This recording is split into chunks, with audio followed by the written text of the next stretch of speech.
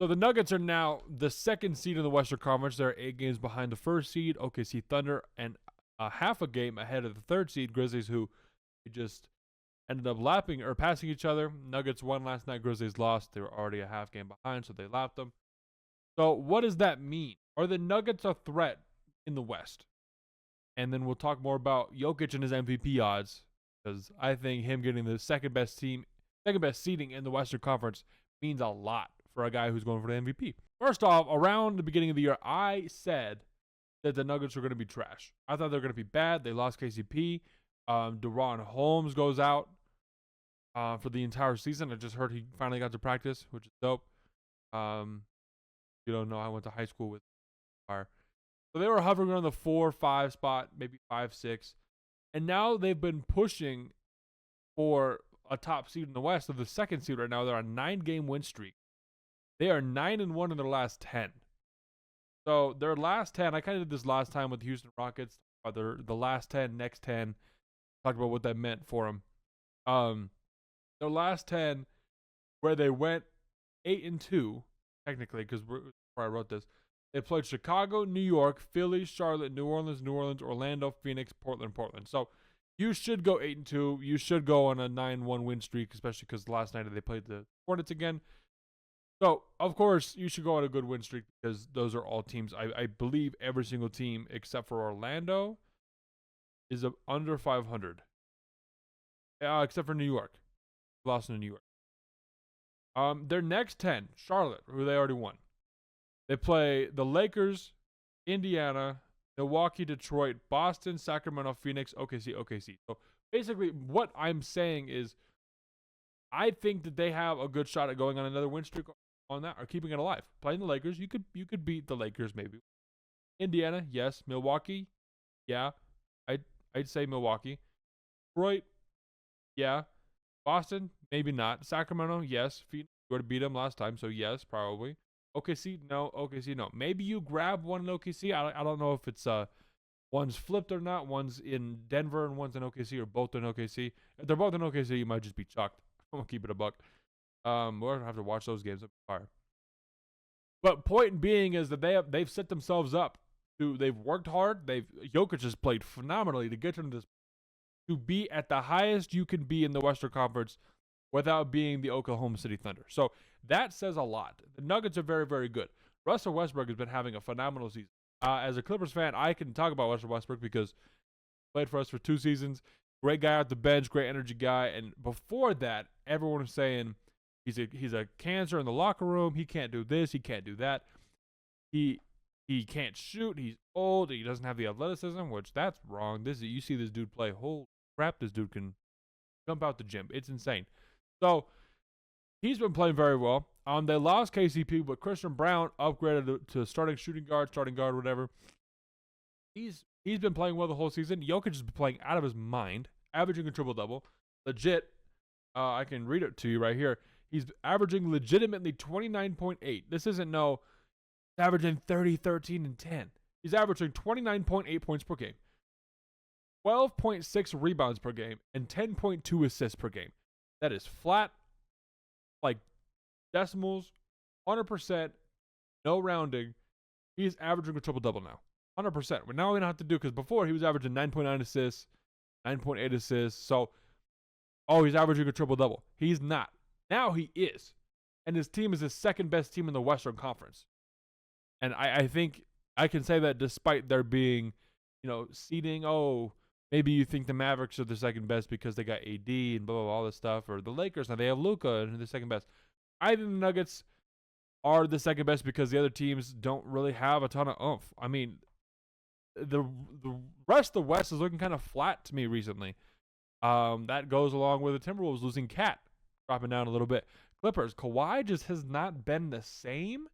I get that he's come back from an injury, but we'll have to see if he ramps it up. I'll give an update on that later. Rockets are 3-7 in their last 10. Grizzlies 6-4 in their last 10. They're losing a little bit. Jaws have been in and out. They've been a good team though. Mavericks, everyone's injured. Kings, they're the Kings. Warriors is interesting. Suns have disappointed. They're under 500 by 3 games. And Spurs, Wemby's out for the whole season. So the rest of the Western Conference seems kind of like they fell on their face a little bit. So that's why I'm saying the Nuggets are the second best team in the NBA, in the West, because compared to everyone else, when you have Nikola Jokic, yeah, that's what that's going to look like. So,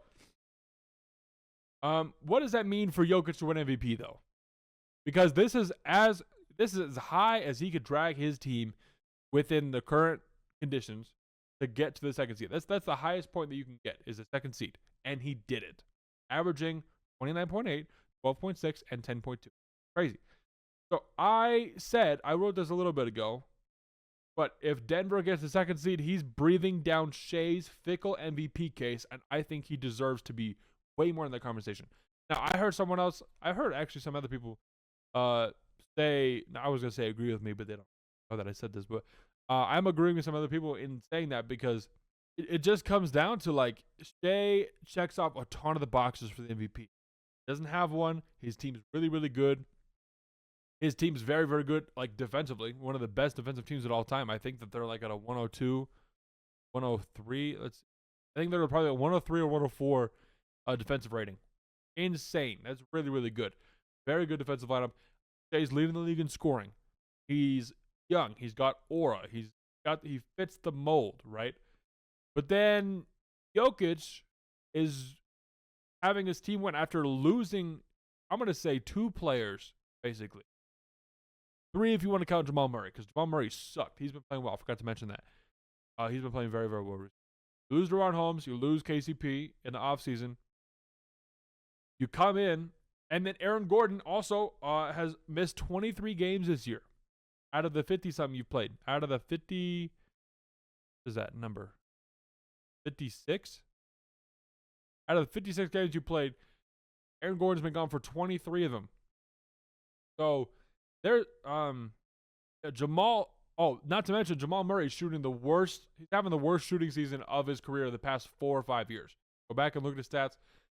It's not pretty right now. He's been playing a lot better recently. I'd say as of probably 2025, past 2 months, sprinkling in some good games, especially as of, like, really recently. He's been playing well. But I think Jokic deserves to win the MVP still. He's doing something that he's never done before. As a 3-time MVP, but for him to do something that he's never done before, and to have his team win. Everyone was crying about he won an MVP when he was the sixth seed. Oh man, he can't do anything because his team isn't good. Dude, his team's not good now. And his team, because of him going above and beyond, averaging a triple-double, shooting 47% from the three-point line at like a 5 to 6 threes a game clip, and his team's the second best record in the West, ahead of all these other people who are contender. Like, what? I think Shai's really, really good. But Jokic, dude, if you were going to have a 4th MVP, if you're going to have a 3-time MVP, go and get a 4th one, this is what you would have to do. You would have to have a better seed than you had in previous years as an MVP, have better statistical category across the board than you've had in past years, which is 100% true, and your team is worse, so it makes you more valuable. In my eyes, I think that it's a no-brainer. Shai, it's really, really close. I'd say it's like 60-40, maybe 65-35 for Jokic. I like Shai. He's doing great. Like I said, leading the league in scoring, best team in the league. I think they actually, technically they're the second best record in the league, but I think they're the best team in the league. Best defense in the league by a wide margin, a couple points. Clippers, I think, are like 106, and the Thunder are like 103. That's a gap right there. And overall, they're a young team. He's a young dude. I would never have thought, as a Clippers fan who drafted him, that he was going to be an MVP. No, if you thought that when you got drafted, you're saying you're on drugs. Like, literally, there was no way. There's no way. So the fact that Jokic is doing that,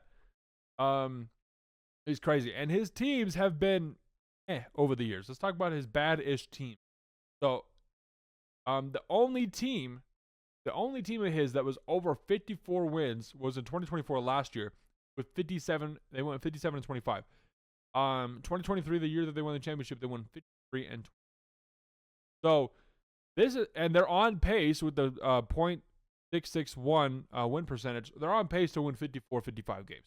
So, not only is it the second best record that the Nuggets have had in the tenure of Nikola Jokic, if he won MVP before with all this other stuff and like a lower record, and he has a higher record now and his team is worse, in my opinion, I think everyone thinks that the team is worse, 100%.